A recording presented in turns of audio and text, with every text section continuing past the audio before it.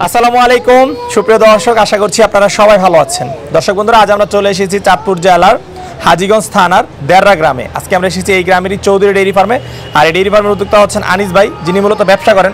তো উনি ব্যবসা করার পাশাপাশি এখানে একটি সুন্দর ফার্ম পরিচালনা করতেছেন। ওনার এই ফার্মের একটি বাচ্চা উনি 3.5 বছর ধরে লালন পালন করে খুব বড় করেছেন। তো আপনারা আমার পিছনে দেখতে পাচ্ছেন সেই গরুটি, এবং যে গরুটির নাম উনি রেখেছেন চাঁদপুরের বাদশা।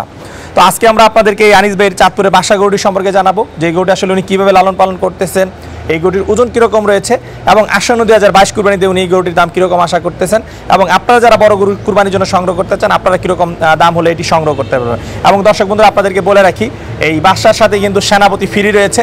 তো আপনারা দেখতেই পাচ্ছেন এই যে সেনাপতি, পাশে রয়েছে সেনাপতি। তো বাদশার সাথে হচ্ছে সেনাপতি ফ্রি। তো দর্শক বন্ধুরা, আশা করছি চাঁদপুরের বাদশা সম্পর্কে বিস্তারিত জানতে পুরোটা সময় জুড়ে আপনারা আমাদের সাথেই থাকবেন, এবং ভিডিও ভালো লাগলে লাইক ও শেয়ার করে অন্যদেরকে দেখার সুযোগ করে দিবেন। আসসালামু আলাইকুম ভাই। ওয়ালাইকুম আসসালাম। কেমন আছেন? আলহামদুলিল্লাহ ভালো। ভাই কি নাম আপনার? আনিসুর রহমান। আনিসুর রহমান। তো আনিস ভাই আপনি কি করেন? আমি গরুর খামার আছে, পাশাপাশি অন্যান্য ব্যবসা বাণিজ্য আছে। ব্যবসা বাণিজ্য আছে, আচ্ছা। তো এই যে ব্যবসার পাশাপাশি গরুর খামার কতদিন ধরে পরিচালনা করতেছেন? আজকে প্রায় 7-8 বছর। তবে আপনি কি ধরনের গরু লালন পালন করতেছেন? আমার এখানে ষাঁড় আছে প্লাস গাভীও আছে। ষাঁড় এবং গাভী দুইটাই আছে? জি, দুইটাই আছে, আলাদা আলাদা শেড। আচ্ছা। তো আনিস ভাই আমরা দেখতে পাচ্ছি মাশাআল্লাহ এখানে একটা বড় গরু, এই গরুটা কতদিন ধরে পালন করতেছেন? এই গরুটা প্রায় 3.5 বছর যাবত। 3.5 বছর। আচ্ছা, এটা কি জাতের গরু? ফিজিয়ান। ফিজিয়ান, জি। আচ্ছা, এটা কি আপনার গাভীর ঘরের বাচ্চা না সংগ্রহ করা? গাভীর ঘরের বাচ্চা। গাভীর ঘরের বাচ্চা, জি। আচ্ছা, এবং পালন করতেছেন আজকে 3.5 বছর? জি। আচ্ছা। তো আনিস ভাই, নাম আছে গরুর কোনো? নাম হলো বাদশা। বাদশা, জি। আচ্ছা, ঠিক আছে। তো আনিস ভাই, বাদশা লালন পালন পদ্ধতি সম্পর্কে একটু জানতে চাই, কিভাবে লালন পালন করতেছেন? সম্পূর্ণ ন্যাচারাল খাদ্য, যেভাবে আমরা ভুসি, খড়, তারপরে ঘাস, এর বাহিরে আর অন্য কোনো ইয়া নাই। আচ্ছা আচ্ছা, সম্পূর্ণ প্রাকৃতিক খাবার দাবার? জি জি, প্রাকৃতিক খাবার দাবার। আচ্ছা। তো এই যে ভুসি, খড় এবং এগুলো দানাদার খাবার প্রতিদিন কত কেজি দিচ্ছেন গরুটাকে? দানাদার খাবার এখন প্রতিদিন প্রায় 17-18 কেজি যায়। 17-18 এখন ঈদের রমজানের পর থেকে আর কি। রমজানের পর থেকে, তাহলে আপনার 17-18 কেজি কয় বেলা দেন? 2 বেলা। 2 বেলা, আচ্ছা। তো এই যে 17-18 কেজি দানাদার প্লাস হচ্ছে কাঁচা ঘাস, খড়, কিরকম টাকা তাহলে রোজার পর থেকে খরচ যাচ্ছে? রোজার পর থেকে দৈনিক দানা 800-900 টাকা খরচ হয়। 800-900, জি। আচ্ছা। আর আগে কি পরিমাণ দানাদার দিতেন রমজানের আগে? রমজানের আগে 8-10 কেজি এরকম ছিল। 8-10 কেজি, আচ্ছা। তবে আপনার কি কোনো স্কেল আছে নাকি স্কেল নাই? গরু মাপার জন্য না, স্কেল নাই, কিন্তু আমাদের উপজেলা প্রাণী সম্পদ কর্মকর্তা উনি আইসা ওই যে বডি ওয়েটটা ইয়া দিয়ে মাপছে, প্রায় 1 টন প্লাস আছে এটা। জি, আচ্ছা। আমি জানতে চাচ্ছিলাম যে আপনি যেহেতু আগে 8-10 কেজি দিতেন, তখন এটার কিরকম গ্রোথ পেয়েছেন, আর এই যে রোজার পর থেকে আপনি এখন 17-18 কেজি দিচ্ছেন, প্রায় দ্বিগুণ, সেই ক্ষেত্রে ওজনটা কিরকম বৃদ্ধি পাচ্ছে বলে আপনি মনে করেন? অবশ্যই খাদ্য বেশি দেওয়ার পরে গ্রোথ আগের থেকে বাড়ছে কিছুটা। আচ্ছা। তবে এই যে হঠাৎ করে খাবারটা আপনি দ্বিগুণ করে দিয়েছেন, সেই ক্ষেত্রে এটা কোনো সমস্যা হচ্ছে? হঠাৎ বলতে আস্তে আস্তে 8-9 কেজি থেকে প্রতিনিয়ত ধরেন সপ্তাহের আগামাথায় বাড়তে বাড়তে এইভাবে আইসা এখন এইভাবে দিচ্ছে। আচ্ছা আচ্ছা। তবে বাসার আর কি কি যত্ন করতেছেন আপনি?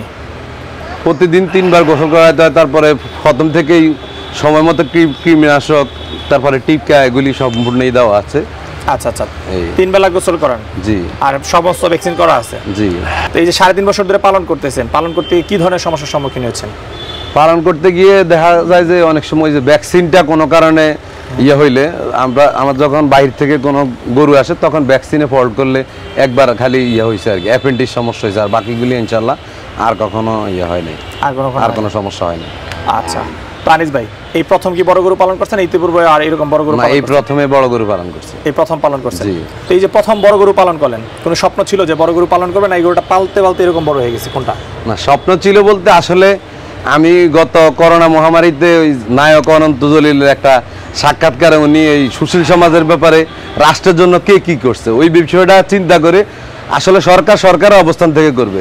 বড় গরু আমদানি দামে বাংলাদেশ থেকে যেভাবে টাকা পাচার হইতেছে, ওই জন্য আমাদের হয়তো আমি ক্ষুদ্র অবস্থান থেকে আমি চিন্তা করছি যদি বড় গরু পালন করি সেই ক্ষেত্রে যদি একটু সাশ্রয় হয়তো বা এখন ভালো হইলে আগামীতেও আমরা আশা করবো যে আরো ভালো কিছু করার জন্য। এই আচ্ছা, মানে এই যে বড় বড় গরু আমদানি বিদেশ থেকে আনার কারণে রাষ্ট্রের যে অর্থ অপচয় হচ্ছে, জি। সেই লক্ষ্যে যাতে প্রান্তিক খামারে বড় গরু পালন করে তারা বাইরে থেকে আনে না, জি। তো সেটাকে কেন্দ্র করে আপনি বড় গরু পালন করেন। ওই চিন্তাটা মাথায় রেখে আমি এই বড় গরু পালার চিন্তা করি। আচ্ছা আচ্ছা, তো ভাই এই যে বড় একটা গরু পালন করছেন, এখন আপনার অনুভূতিটা জানতে চাই, এখন কেমন লাগতেছে আপনার কাছে? আলহামদুলিল্লাহ ভালোই লাগতেছে। ভালোই লাগতেছে, জি।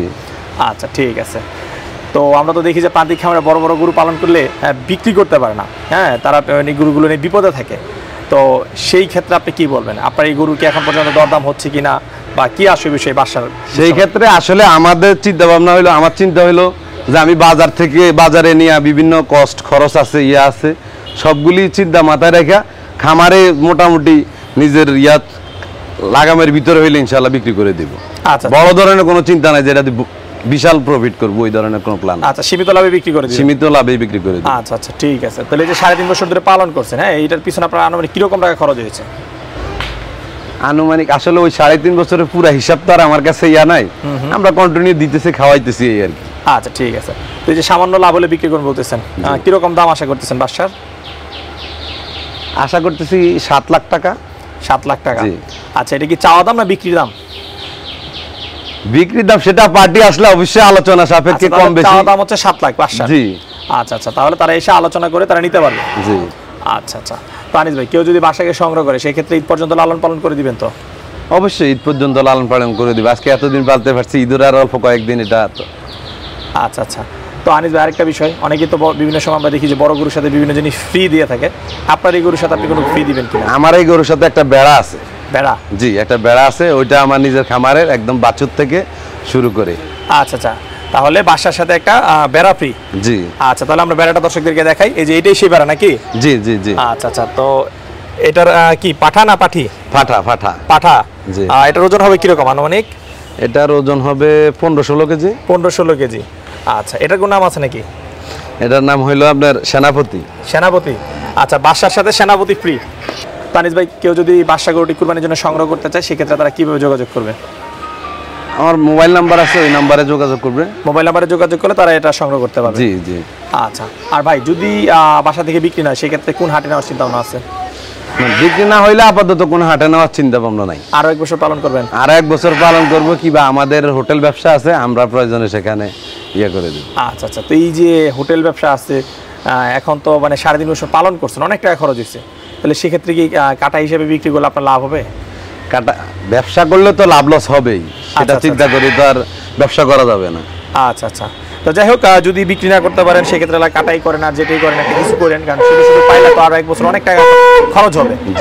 আচ্ছা আচ্ছা ঠিক আছে। আর দোয়া করি বাড়িজান থেকে যে বিক্রি, আর আপনি দামটাও সীমিত চেয়েছেন, আশা করি কম বেশি হলে আপনি একটু বিক্রি করে দিবেন।